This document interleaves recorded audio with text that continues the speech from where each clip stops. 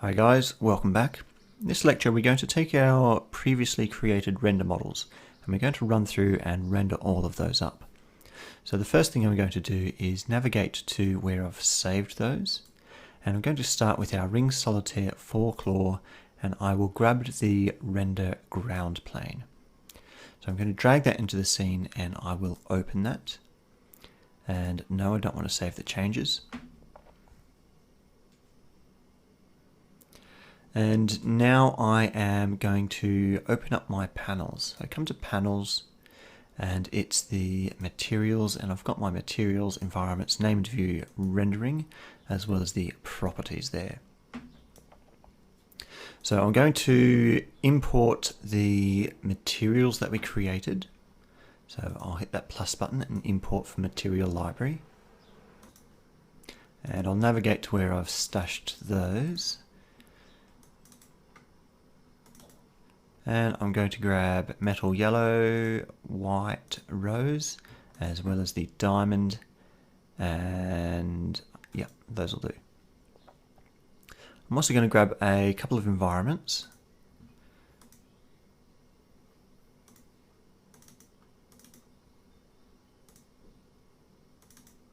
And I'll just grab the first 4 there, I think.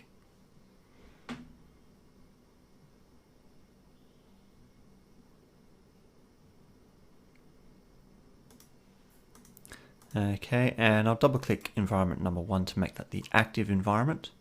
And I'll go into my rendering tab and see what's in here. I just want to have a look at the backdrop. I want to uncheck the ground plane. And I'm going to apply some materials to the ring. So come to material, I'm going to choose the metal white, right click and assign to objects. And then I'm going to select that diamond. Choose our gem diamond, right click, assign to objects. And let's change this to ray traced so we can see what's going on there. And we also need to apply a material to the backdrop. So I am just going to create a new material, and I will just do a paint. I think we'll see how this looks. Paint, and I am happy with that. I'm going to take this all the way down so it's not glossiness, it's matte, and then I can just drag and drop that onto the ground plane, and that's how that is looking there. So I'll come to our rendering panel, and now I want to set a custom resolution and quality. Now, for the sake of this video, I'm going to do all of my renders at 1920 by 1080, and that will give us a nice full screen view that we can have a look at and compare the renders. And I'm also going to change the quality. I think I want a better quality. So I can either do that by coming in and choosing good quality there, or I can go to the render studio and changing the amount of passes here, maybe 400, and we'll just press render and see if that's going to give us 400 samples.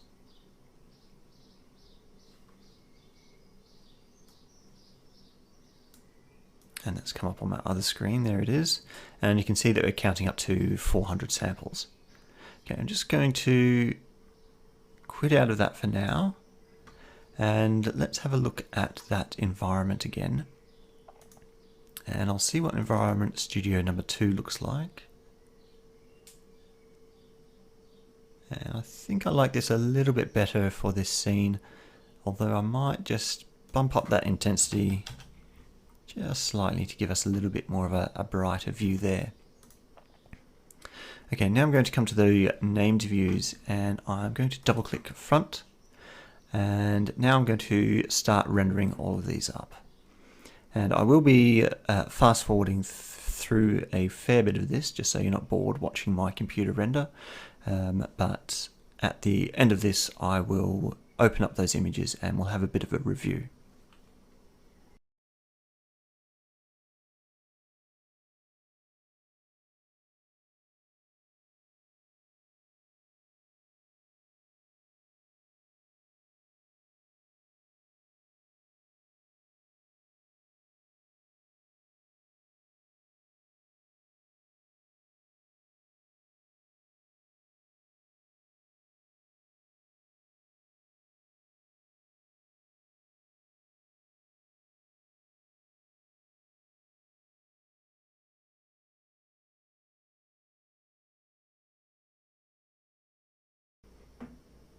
Okay, so now all of those models have been rendered up, and I've saved those into a folder, and I've also made a note of the amount of samples that we've used to render, so 400 samples or passes.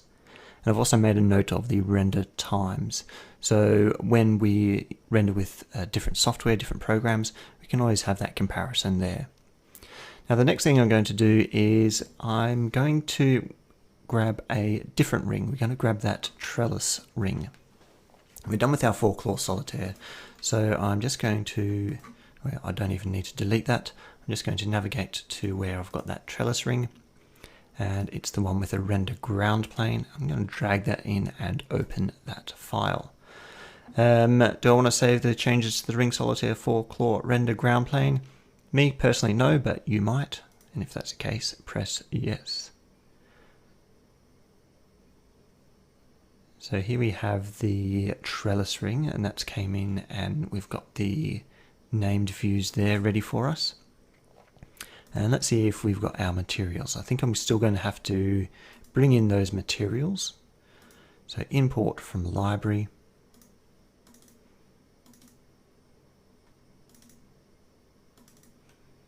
I want metals and the diamond.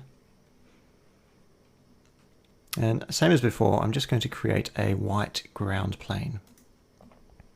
So that was paint, and just going to turn that glossiness down, and I'll apply that to the ground plane. Come across the rendering viewport and just make sure that ground plane is off. And I am going to select all of the geometry there, and I'm going to make all of that yellow. I'm going to have yellow gold shank. So yellow gold shank, and then these crossing wires. Let me make this rendered. So these crossing wires, I'm going to have those in a white metal.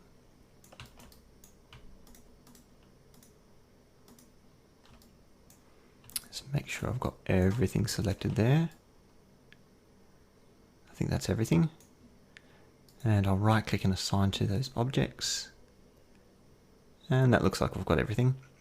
And now the gems, I've got all of those selected. So right click on gem diamond, assign to objects.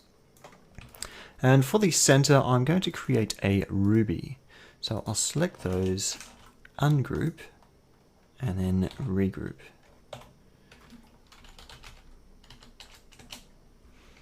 So this is our gem, which is going to be the ruby.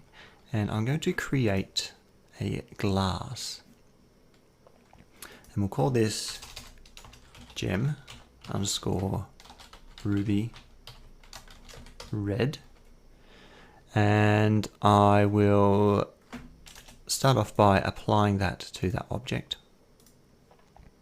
And now with the color, well, I guess first with the index of refraction, you can jump online and Google what the index of refraction for corundum, sapphire, ruby is, and it's going to come out about 1.7, 1.8.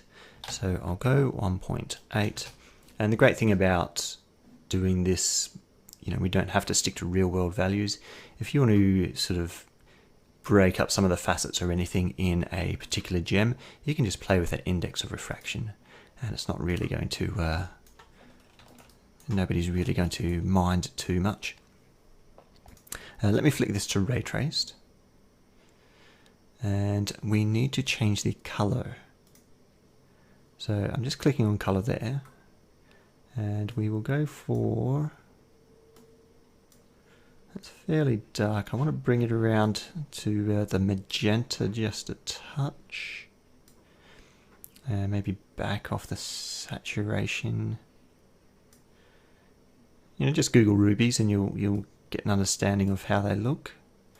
I just want to have a little bit of a play there with the color. I'm going to press OK, and I'm going to bring in the environments. Now the environment I've been using was the Studio number 2. So again, navigate to that.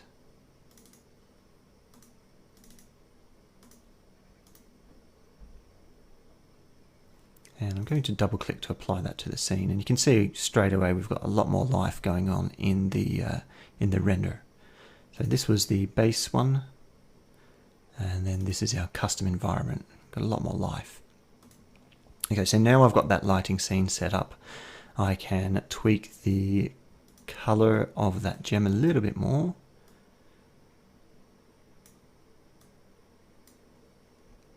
Just to where I'm happy.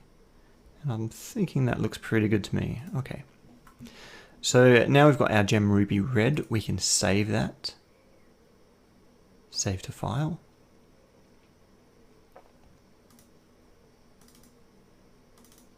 And just plonk it wherever. I'm just going to overwrite my existing gem ruby red and press save.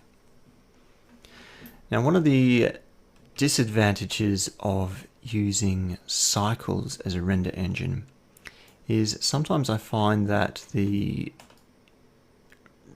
refractive gems, they tend to pick up a lot on what's going on behind them, on the metal that goes on behind them. So sometimes you will start to see quite a lot of yellow come through these gems, and that's just the way that cycles handles refractive objects. I'm afraid there's no real way of getting around it. It's just something that that we need to be aware of and accept with cycles. Okay, so let's go to rendering, and I'm going to change the resolution again to 1920 by 1080. We've got 400 passes, 400 samples down there, and everything else looks good. I'm going to go to the named views, and I'm going to start rendering this. And again, I'll skip forward a little bit so you don't get too bored, but let's roll it.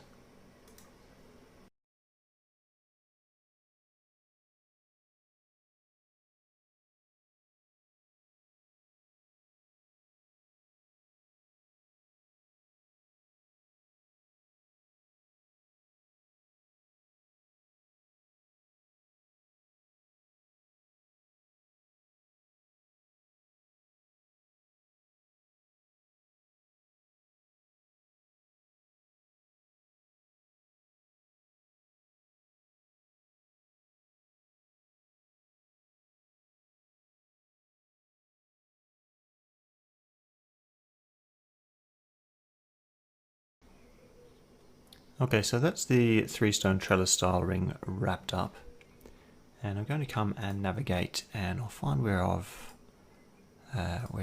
saved those, and this is them here.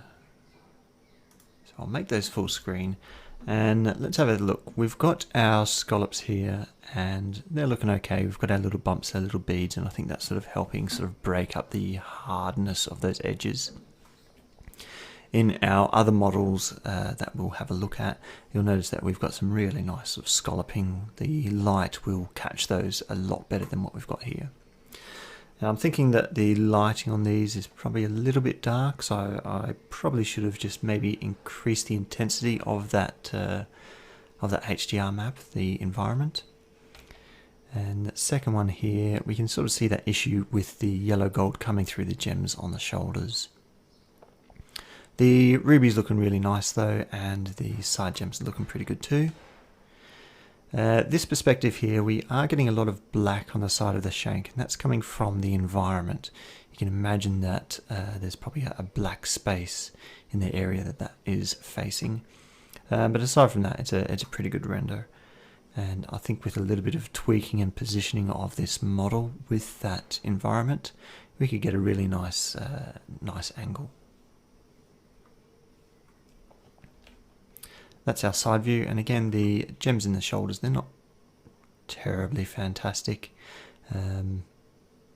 It's just something that we need to be aware of, I think, and sometimes one environment doesn't suit all of the views or all of the angles. You know, some of the angles work better with that environment, some of the angles aren't as good. And again, top down looks pretty good. We can see that the gems in the sides there, again we've got a lot of that yellow coming through from the metal. So that's the trellis ring. I'm happy with like I said, the ruby looks pretty good there. I'm happy with that. Okay, so the next thing we're going to do is we will grab the next design, which was the princess cut halo.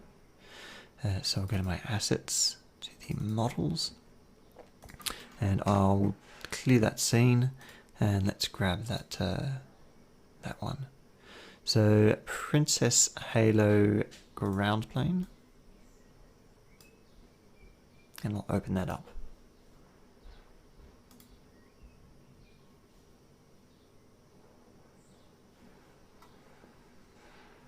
So that's it in the scene there, and we've got the front two active, viewport active, and we will need to go to our materials, and again, because I've opened this up, we don't have any of our custom materials applied, so I'll come in and I will bring those back.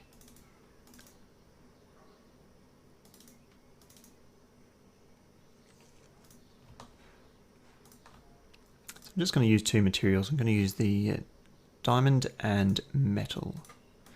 So I'll select everything there and apply the white metal to that. And now I am going to grab the gems.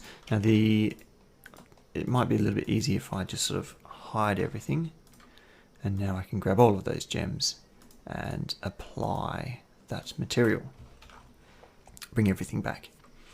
So let's just quickly nip across to the ray trace mode.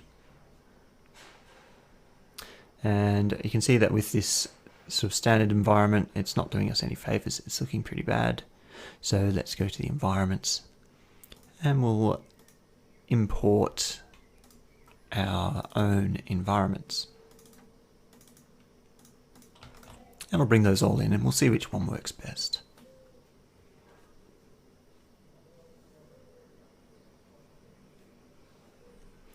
Now for this particular one, I want this on a nice dark backdrop as well. So a nice sort of, it's going to be a really sort of moody, atmospheric, quite a striking render.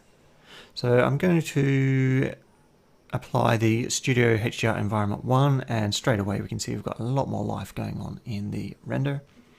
And let's go to our materials and we will create some ground planes. First I'll come across to rendering and make sure that the ground plane there is off, because we're going to apply it to our own ground plane. So I'm going to hit the plus button and I will import from material library. Now Rhino also ships with a whole bunch of default materials that you can have a look at and use, and this is the path here. Normally when you press that little plus and import a material, it'll navigate you straight to this folder. So there's some really interesting and different materials in here. Some of them are going to be really useful, some of them you'll never use. But for example, there's some nice wooden floors. I'm just going to right click and view large icons. And I might even go for the extra large icons. And you can see we've got some different wood materials here. So for example, if I wanted this nice sort of dark wood, I can then apply that to the ground plane. And you can see that we're now on that, we've got that applied there. So be a little bit aware, because it will throw color into the gems and the refractive objects there. Let's make this a bit bigger for us. So you can see it is altering that color within that gem. So I'm going to import from material library and we'll see what else we've got here. We've got some ceramics. So for example, if you are doing a scene with some nice sort of china mugs, then we've got some glazed objects there. Default content, not sure what's in that. That's the environments, we've had a look at those before. The glass, a few different glasses there. Some different metals, and we will have different textures on these metals here, which makes them quite interesting. So for example, a textured metal here. Now the cast iron looks interesting. Let's open up this cast iron reflective and apply that.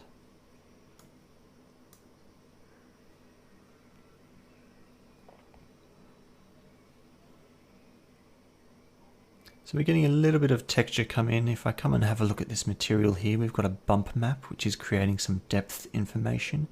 And we've also got a color override, and that color is going to be the cast iron. So we're not seeing a whole amount of detail in that particular one. Let's see what else we've got. And I'll go back to the metals because they were quite interesting.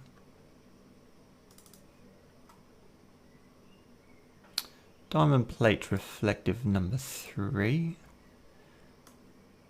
Let's pop that in there.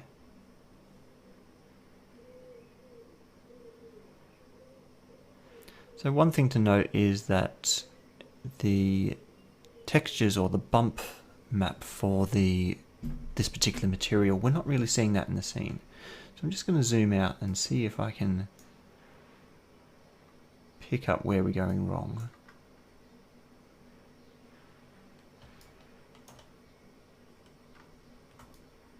Okay, so I'm just zooming in super close here.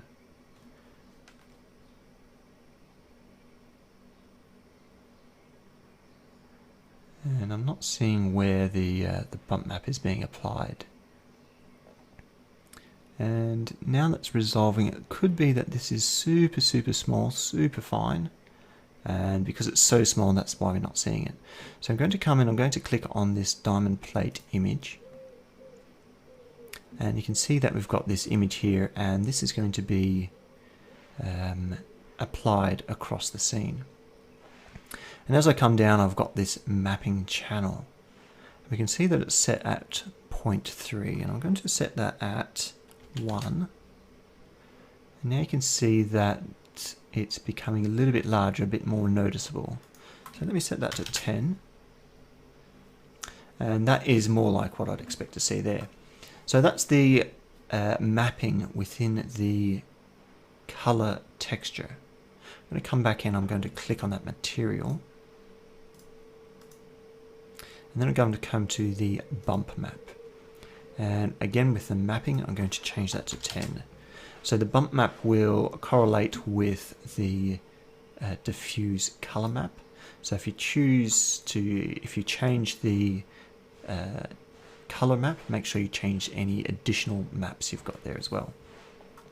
So now let's go to our named views, and I'll click on that, and you can see that we've got the sort of metal ground, that diamond texture there going on. So that's that's how you control the scale of the texture that's being applied.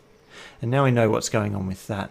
Let's apply our cast iron reflective back, and we'll change those values there.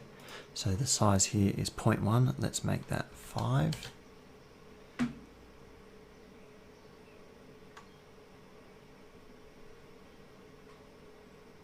might even make that 10 to make that bigger again.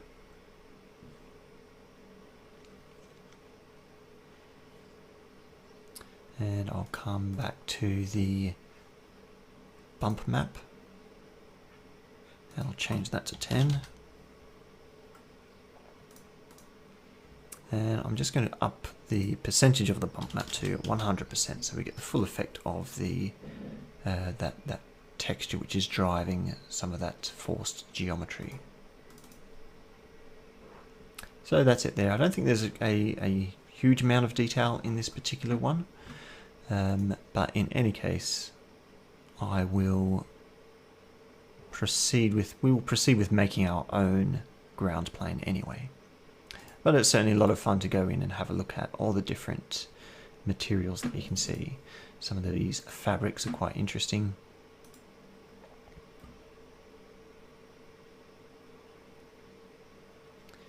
And another thing to note is with these fabrics, for example, this blue felt.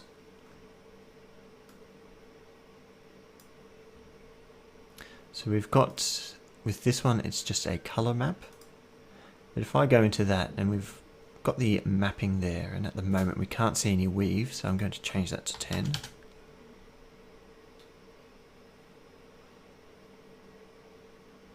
I might make that a little bit large, make that 20.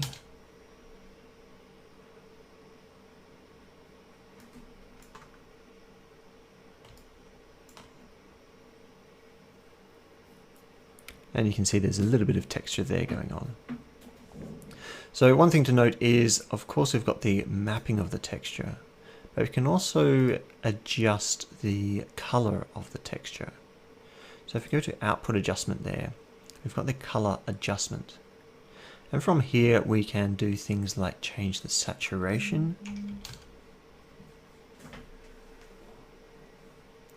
So I've taken a lot of that saturation out to 0.2. And I'll change that back now to 1. We can also change the hue. And we can make that, say, 90 degrees to the blue, and we've shifted the color around. And now we've got a lovely pink. And so we can, this is, the hue shift will be in 360 degrees, so we can go 180. And we've got that sort of yellowy color. 270. And more of a green. And now you can really start to see that this refractive gem is definitely picking up the color from the ground plane. So again, just be a little bit careful there. Alright, so that's enough messing around. Let's create our own, and I want this to be a metal. And I'm going to call this metal dark. And I will apply that to the material, the ground plane. So at the moment this is quite a bright metal. So I'm going to take this color here, I'm just going to drag that down. So that's looking pretty striking there. It's looking fairly grey up here, and I'll show you a way of changing that. And the roughness, the polish of the material, we can make that super rough, or we can make that super reflective. I'm just going to drag that down to somewhere about 80%, I'm guessing.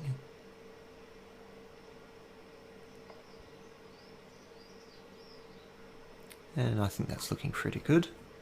Let's have a look at a few different environments, and we'll see if there's one that sort of really speaks with this particular scene. So that's environment number 2. Number 3.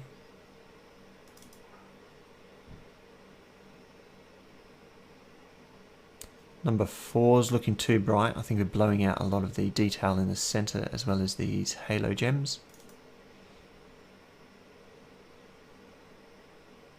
Number 5, probably a little bit too contrasty. Again, we're losing some detail. 6 looks fairly similar. 7, again, we're blowing out some of that that detail in the gem.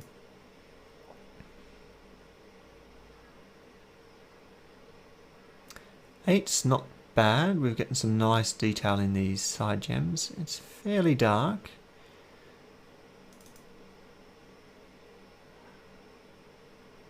And number 9. So I think I prefer number 1 and number 8 the most. So that's number 1 and number 8. I think I'll stick with number 1. Now I might just pump up the intensity of this a little bit. Maybe 1.1.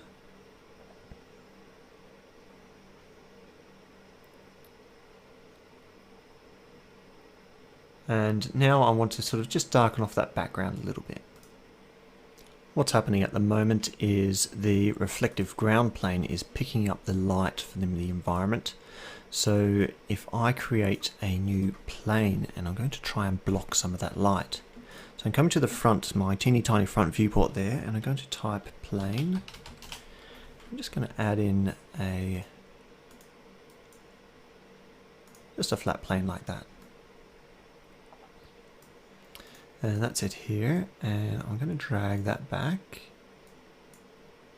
Just rotate that down a little bit, and just sort of push it down like that. And you can see that's the effect that we've got there. We've darkened off the background, and all I'm doing is just popping that plane over top, and that is, well, you can see what's happening there quite easily. Now if I want, I can apply just like a black material to this, and drag and drop, and that's going to make that darker again. So that's the effect that we've got going on there, and we can sort of moderate that a little bit by changing the color of the the color of that reflecting plane that we've created. Actually, that purple looks kind of nice. I'm going to go for like a sort of a dark grey. I want a little bit of something there, but I don't want that completely black. It's a bit of a mid grey, and that's allowing us to pick up some of that shank as it comes around there. Okay, I think that is looking pretty good. I just want to come back to that environment. I just want to have a look at environment number 8 one more time. I think we're getting a little bit more detail in these gems up here with this environment number 8. Let's have a bit of a zoom in here. So that's our gem there. And if I go to environment 1, yeah, we're losing a bit of detail in those gems. So I'm going to stick with environment 8. And then I will come back to our named views and just reset front 2. And this is where you can see that all that work that we did in ZBrush is making this look like a really nice model. You know, I've got these beautiful little scallops going on with the shoulders there. We've got our cut separating the claws. Everything's blending in really lovely and nicely. And it doesn't matter how close in you go, it's just going to look really really nice there. And that's all of our hard work paying off. So I might just go to front number 2. And to really sort of take this up a next step, I will apply some depth of field. So in the Rhino render, the MatrixGold render studio, I can't actually find anywhere here where we can adjust the depth of field, and it could just be me. I've had a bit of a look into effects and things like that. I couldn't really find anything, so I'm not sure why, but that doesn't matter. All I need to do is go to front number 2 viewport. We need our properties tab, and I need to have no geometry selected, so escape to deselect anything, and I'm going to come across to this third one called focal blur. And now I can set a manual focus point by checking this mark here, and I just want to snap to somewhere on the front of the gem.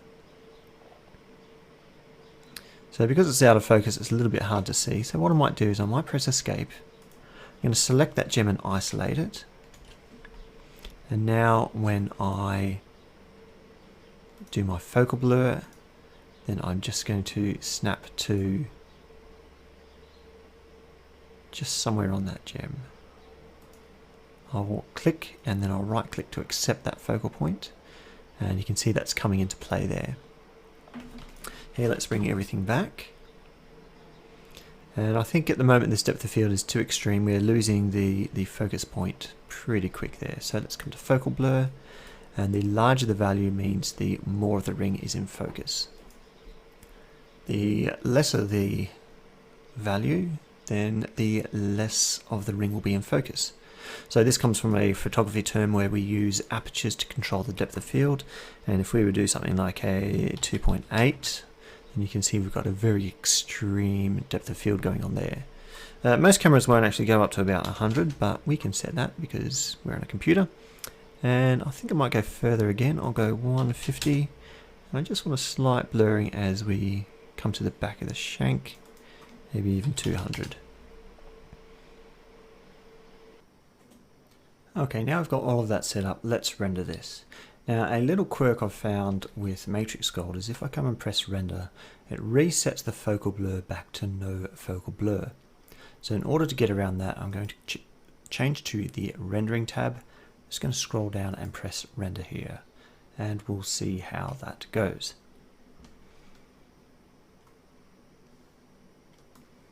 Okay, let me drag that in.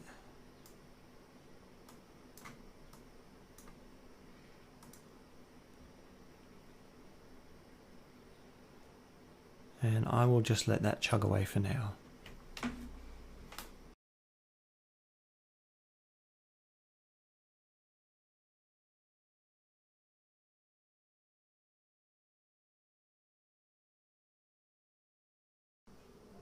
Okay, and we are done.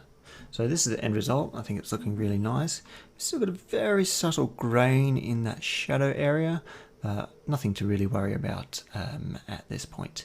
You can also see it slightly in the more out of focus areas. Now that depth of field effect does add on to the render time, and you can see down the bottom here we're at 4 minutes and 3 seconds. And that's just because the computer has to work a little bit harder to process that additional information. So I'm going to save this.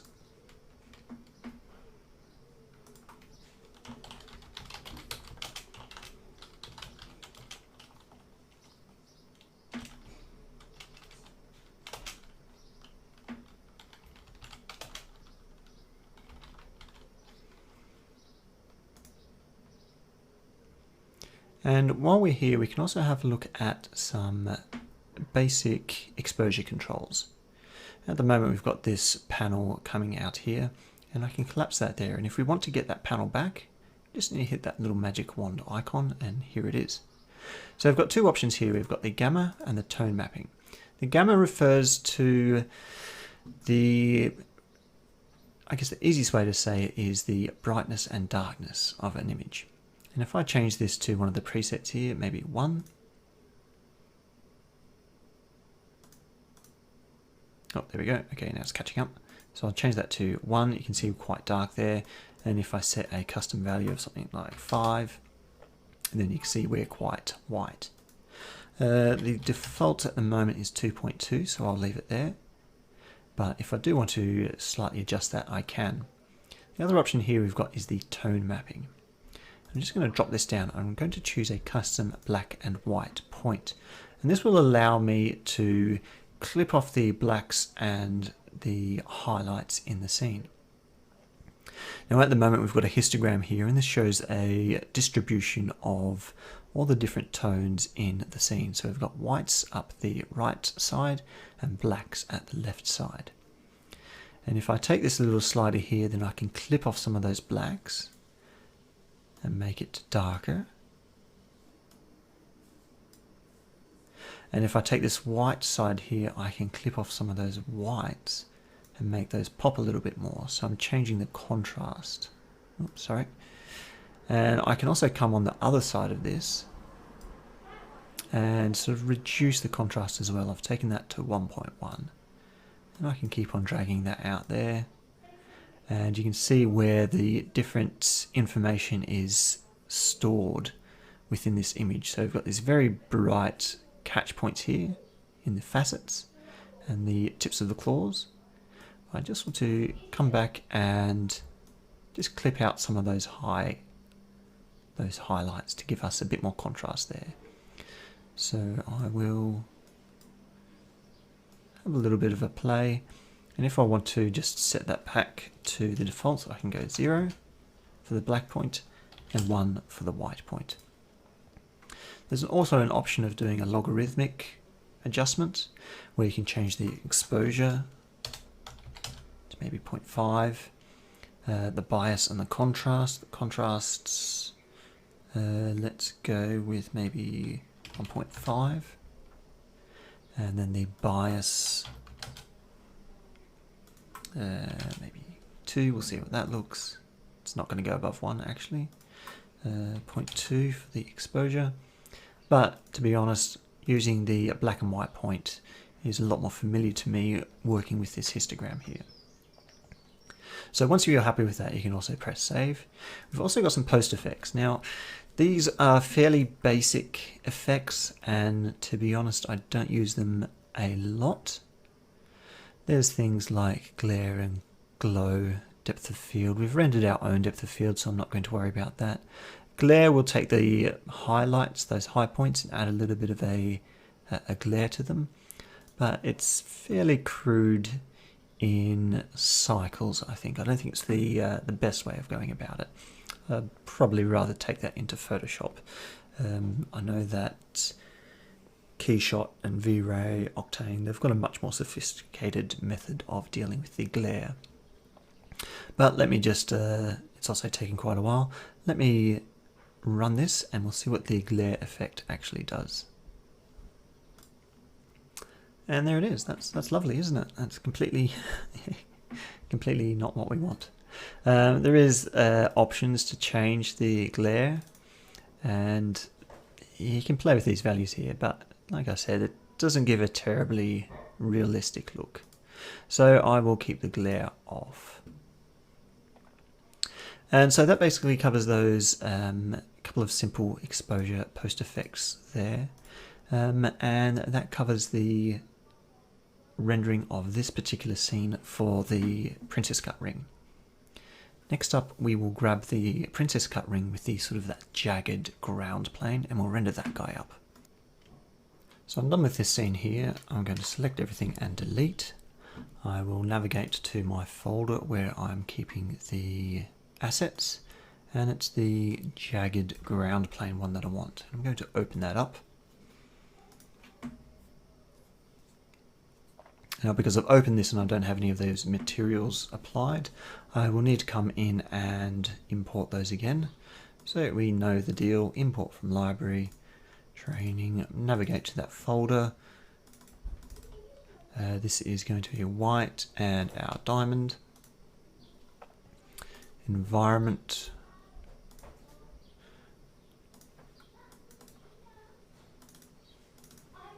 I will choose number 2 and number 8. They worked quite nice last time. I'll open those up. We've got our named view there set to the perspective, and I'll make this a bit bigger. And I will change this to ray traced. And that is looking kind of funky. So let's start applying our materials.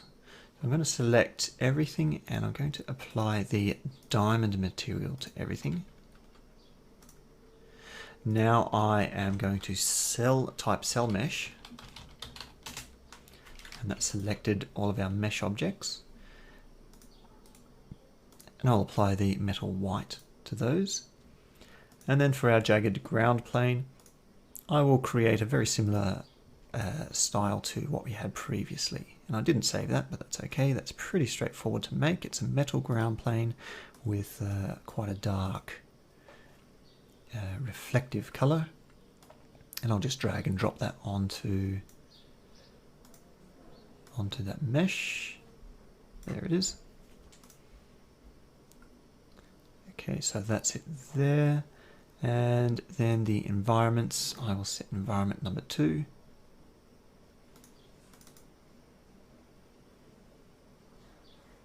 Okay, that's been applied.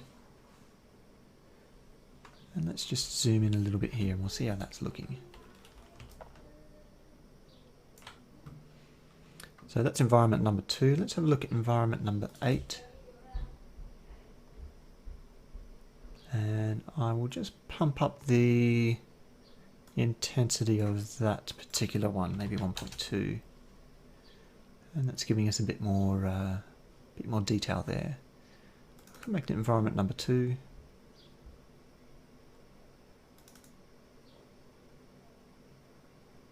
Yeah, environment number 8. I think I'm happy with that. So I'll come and change back to our perspective 2 viewport. And now we've got our metal applied. We've got this kind of funky jagged ground plane. The next thing I'm going to do is apply a little bit of depth of field, and we'll render this one up again. So we will come to properties and make sure that our perspective 2 is active. I'm going to select that gem if I can. That's the gem there. And I'm going to isolate that. And now I'm going to set a manual focus, hit my focal blur, and I'm trying to look in here and I'm trying to snap to one of these top facets, preferably around there. Right click, and I need to bring everything back. And now you can see that we've got our focal blur applied, and I think that's quite good. aperture of 64.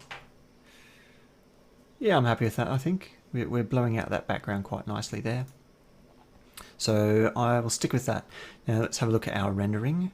We need to change the resolution to 1920 by 1080. And I want to make sure that our ground plane is off. And now we are good to render. We've got 400 samples.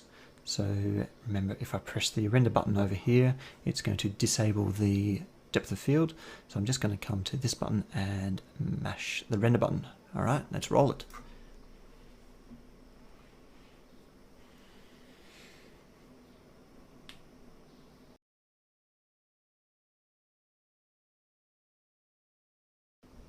Okay, there we have it, and that is looking good. So let's just quickly save that. And we'll call that 2. And I will press save. Okie dokie. So next up we will be looking at our beautiful double halo design and rendering that one up. So we will start as always by navigating to where we've saved our model, dragging that in and opening up that file. Now I don't need to save the changes.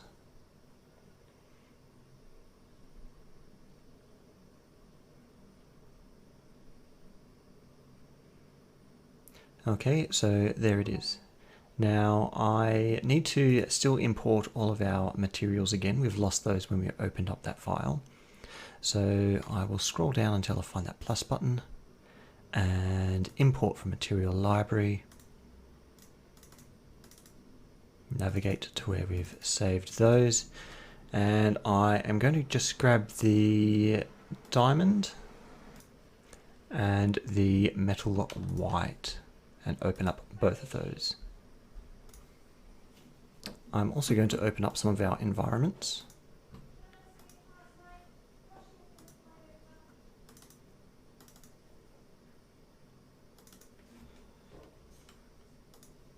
And I'll open all of those up.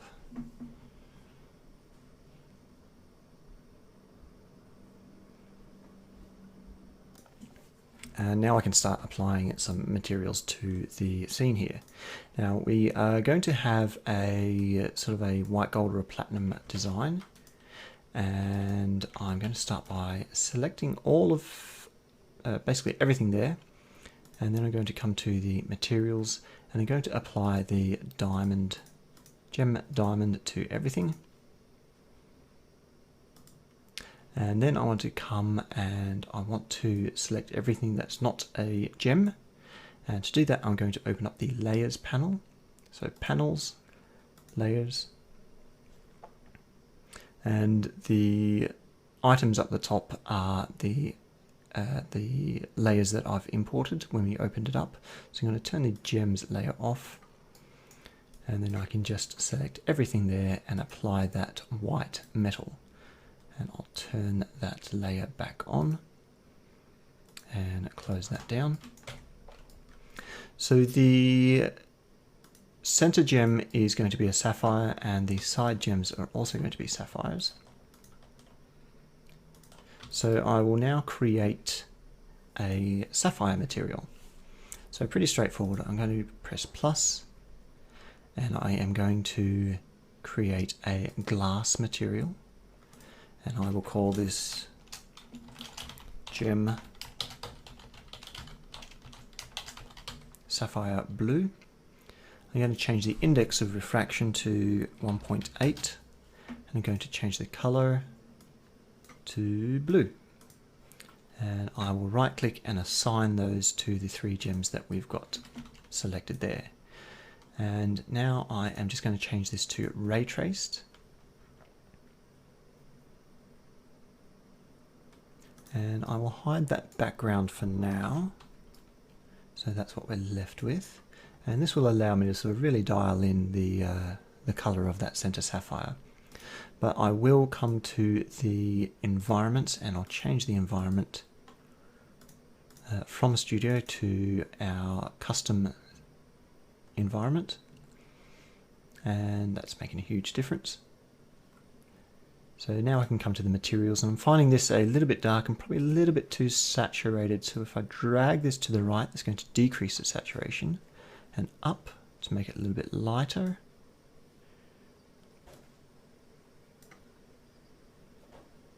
And press OK. And that is looking pretty good, I think. So let's come to the named views, and we've got two different views here that we're going to render. This is going to be one of them. And I will have a look at the different environments, and I'll just flick through a couple and I'll see if any are sort of speaking to me more than others. I think Studio 2 was blowing out the detail in the side gems there. Studio 3 is not bad. 4, we're losing some detail in the gem there. Let's jump down to 7. Don't like it. 8. 8's not bad. We're getting some nice detail in those gems there. I think I'll stick with 8 for now. And we're also getting this nice table facet flash there. That's sort of picking up some of those lights. So Studio Environment number 8. I'll double click on our named view. And now I am going to bring our ground plane back. And I'm going to import a custom material that I've created. Import from material library, and you'll find that with the course assets in the materials section. And this is a cycles material, and it's the knit blue. I'm going to open that up, and it's a fairly large image file because there's quite a big texture applied to that. And now I'm just going to apply that to the ground plane. Okay, and you can see that's been applied there. So we've got this lovely sort of knitted texture, and I'm just going to zoom right in. And if you wanted to create your own texture like this, then I've also got the individual files that come along. So to do that, I'm just going to do the plus, and I'm going to create a custom material. And we will call this knit. Now I've got a few different options here. And I don't want to really touch the color, the gloss, reflectivity or transparency, but I do want to add in a texture. So I'm going to click to assign a texture, and this is going to ask for an image file. And if you come to the course assets, you will find there's a knitted cloth, and in it there is a few different files, and the one that I've used here is the knit diffuse for diffuse color blue. There's also a grey one there if you want something without any colour, but I'm going to stick with the blue, and I'm going to open that up. Now I'm just going to go back to the one that's already in the scene, and you can see I've got the knit diffuse blue there. And I'm just going to click on that, and that's going to allow me to have a look at a few different options within that material. And the one I want to have a look at is the mapping, and you can see I've got that repeated 5 times. So if I come back to our new knit material, click on that, then we can repeat that 5 times. And then I just want to come back and click on the material again, and now I want to change or assign a bump map texture. I've got one here called knit bump, and what this contains height information, and it sort of does a render trick where it gives you the illusion of things being, or of geometry having depth. So wherever there's black, that will have the illusion of receding away from you, and whatever's white will appear like it's coming toward you. Now we need to change the mapping on this so it matches up with the diffuse color map. And we can also, well, basically that's it. If we want, we can add a little bit of reflectivity, but for now I'm just going to take our new one and drag it onto that ground plane. And it won't look like there's much difference because we've basically just recreated that, that knit blue that we've imported. But there it is. So that's going to look quite nice. And again, if you feel like the blue isn't for your liking, you can come down here to the output adjustment and you can change the hue of that material. And it's taking a little while to update, but you can see there's a difference in the color there. Okay, so I'll change that back to 0, and that will do us for our material.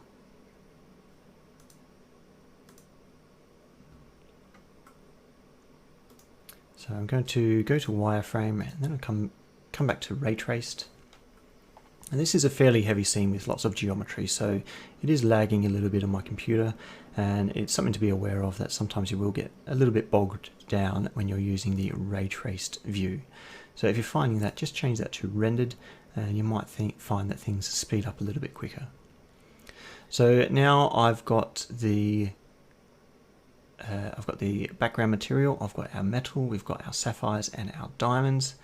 Now the last thing I'm going to do is apply, I'm going to come back to our render one, I'm going to apply a little bit of depth of field, and then we should be ready to render.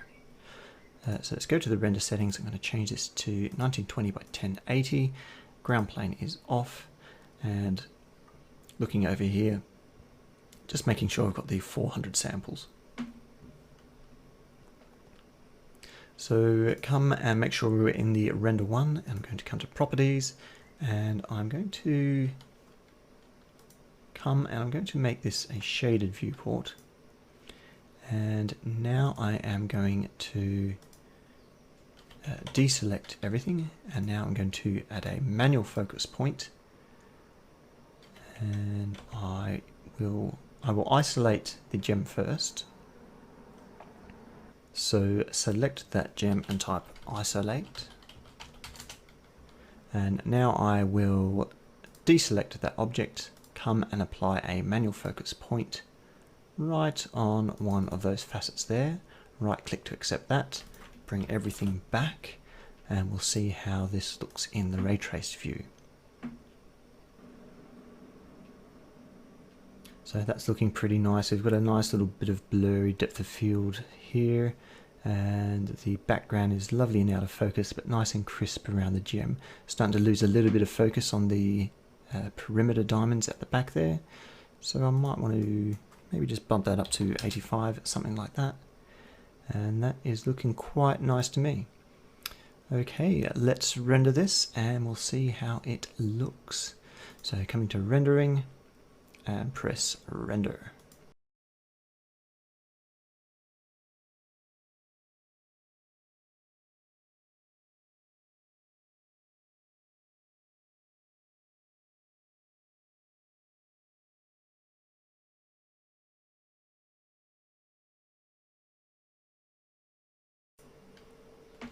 And there we go, that's finished rendering now.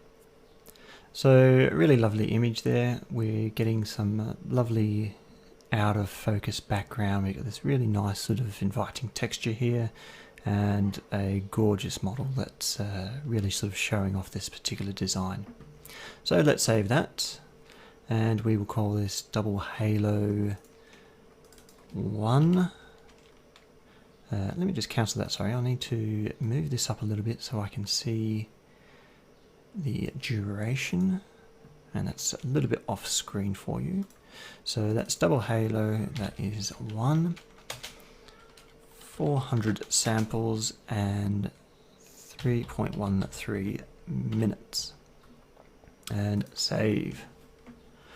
Okay, I've got one more angle of this, and then we're done for rendering within MatrixGold.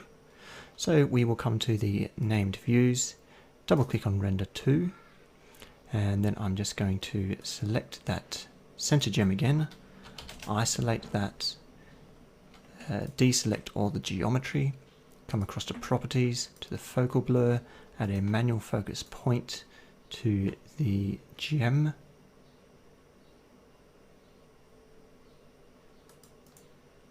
and then I can bring everything back,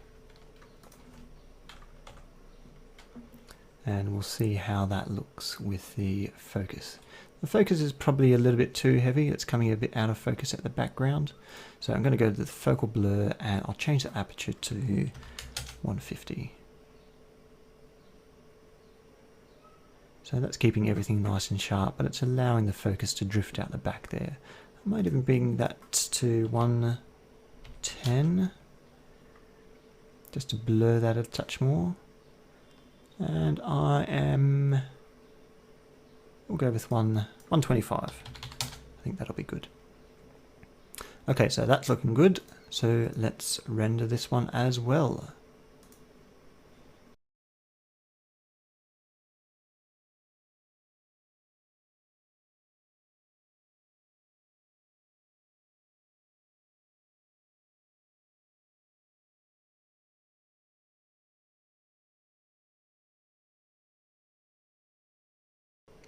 Okay, and we are done.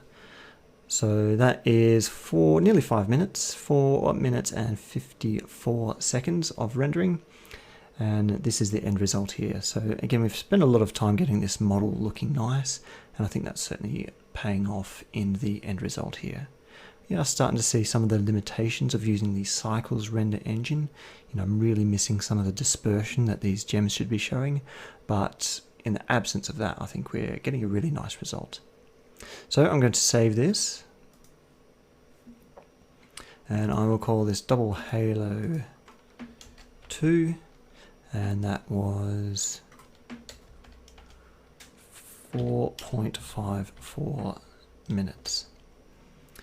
Okay, so that's it for rendering in MatrixGold. That's all of our projects that we had. So next we'll open up those images and we'll just do a quick review of what we've rendered so far and talk about some of the finer points there.